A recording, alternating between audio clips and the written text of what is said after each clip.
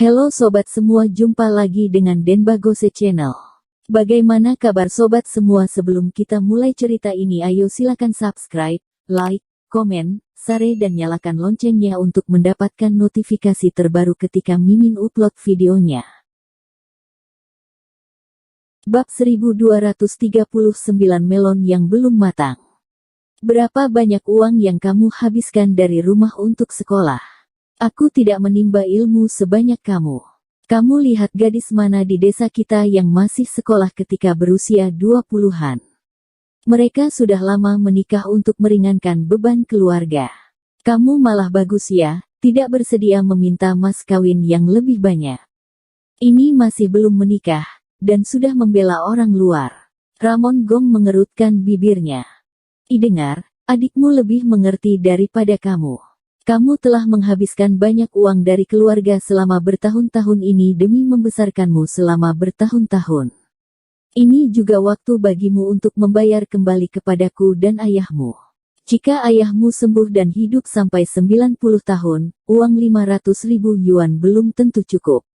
Dengan menantu seperti itu, keluargamu kita bisa membusungkan dada di desa. Marfa yang tersenyum, meski wajahnya bengkak, hatinya masih bahagia. Jika putrinya berhasil mengikat menantu kaya ini, maka keluargamu mereka akan jaya dan makmur, dan mungkin mereka bisa pindah ke kota untuk tinggal di masa depan. Nah, bukankah akan membuat iri para wanita tua di desa? Aku sudah bekerja sambil belajar sejak aku masih di sekolah menengah. Aku menghabiskan uang kamu dari mana? Uang yang aku peroleh dari bekerja paruh waktu bukankah untuk makan, minum, dan bersenang-senang adikku. Kamu juga membeli mobil dengan uang aku. Setelah membeli mobil, dan kalah dalam judi.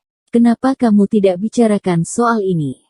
Kak Thomas adalah kakak laki-lakiku yang baik, dia tidak berniat lain kepadaku. Aku sama sekali tidak setingkat dengannya. Selain itu, dia juga punya pacar. Kalian berdua jangan main menjodohkan orang.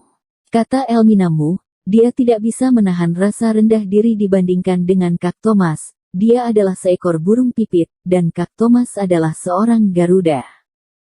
Bukankah tetap bisa mencetak gol meskipun ada penjaga gawang di lapangan sepak bola? Kamu harus menangkap menantu yang begitu baik. Demi kebahagiaan hidup kamu, dapatkah aku tinggal bersamanya selama sisa hidup aku? Atau saudara laki-lakimu bisa tinggal bersamanya selama sisa hidupnya? Bukankah harus kalian berdua yang tinggal bersama? Dia bisa datang ke rumah kita bersamamu, itu karena dia menyukaimu, kalau tidak mengapa dia harus menghabiskan uang untukmu 100.000 yuan. 100.000, kamu tidak memikirkannya, dia sedang bermain tarik ulur denganmu. Wanita harus belajar untuk mengambil inisiatif. Jika ibu kamu, aku 20 tahun lebih muda, apa yang akan terjadi pada kamu? Melon mentah yang tidak tahu apa-apa, katakan saja kamu suka dia atau tidak. Marfa yang mencibir.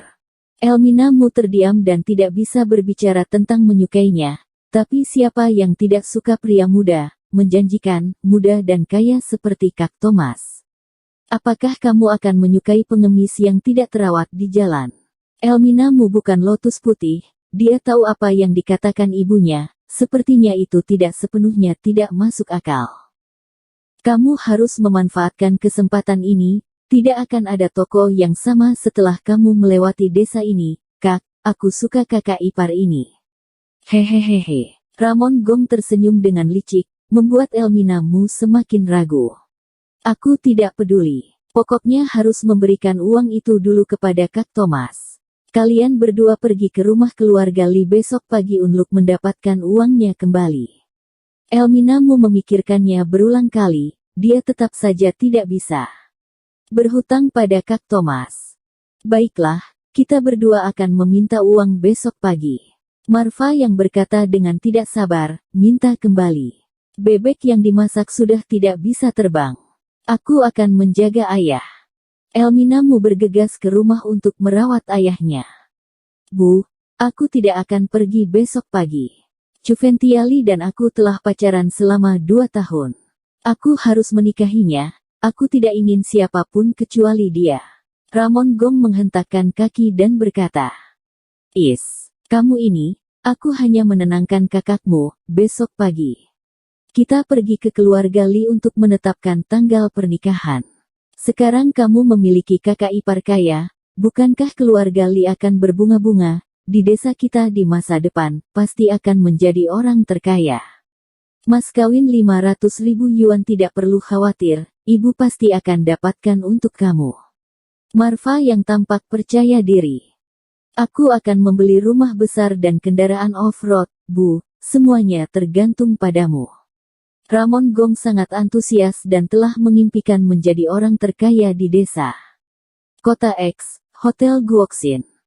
Ketika Thomas Qin datang ke sini, 10 pria berbaju hitam berdiri di depan pintu, menyambutnya di sini. Tuan Qin, silakan masuk, bos kami sedang menunggu Anda. Seorang pria paruh baya tersenyum sedikit, membungkuk dan berkata. Thomas Qin mengangguk dan berjalan ke dalam hotel. Sebagai hotel bintang 5 terbesar di Provinsi Lin, tingkat kemewahannya terbukti dengan sendirinya, berkarpet merah para gadis dengan sopan berdiri di kedua sisi. Daerah utara lebih memperhatikan identitas dan etiket, terutama saat menerima tamu terhormat.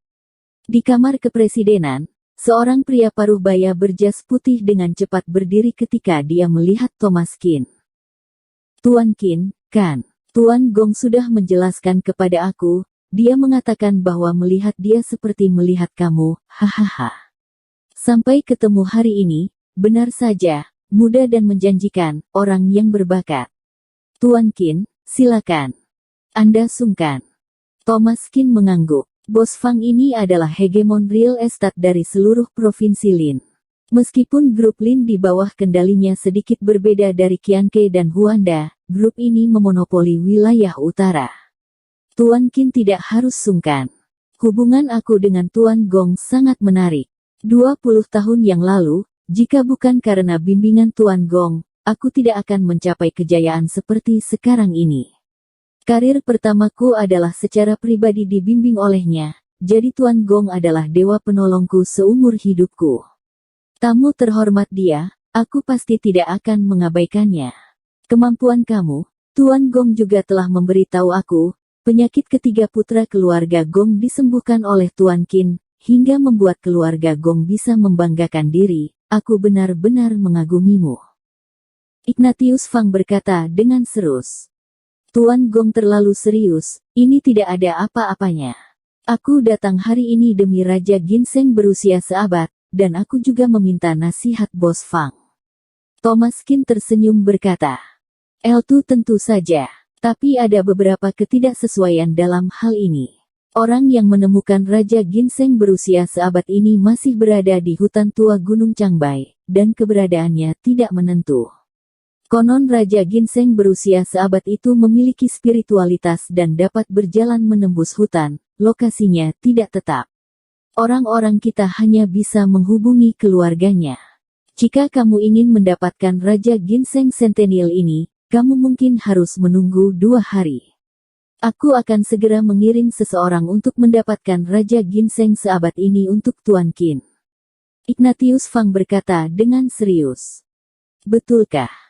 Thomas Qin juga kaget, ginseng legendaris benar-benar bisa lari. Banyak orang pada generasi tua mengatakan bahwa ginseng yang sudah tua, jika tidak ditangkap akan lari. Thomas Qin juga sangat penasaran. Vitalitas ginseng segar adalah yang paling murni. Kalau begitu, aku harus pergi ke sana secara langsung. Jika tidak, pasti akan sangat merugikan Raja Ginseng berusia seabad ini. Thomas Qin berkata dengan yakin, Raja Ginseng berusia seabad itu masih berada di hutan tua Gunung Changbai, yang membuatnya sangat girang, sepertinya dia perlu pergi sendiri. Ini Tuan Qin, lebih baik kami yang pergi. Jika Tuan Gong tahu tentang ini, pasti akan menyalahkan aku karena tidak melakukan urusan dengan baik. Ignatius Fang berkata sambil tersenyum masam. Bersambung. Terima kasih kepada kalian yang telah menonton video ini. Jangan lupa tekan tombol subscribe-nya dan nyalakan notifikasinya untuk mendapatkan video-video seru lainnya dari channel Denbagose.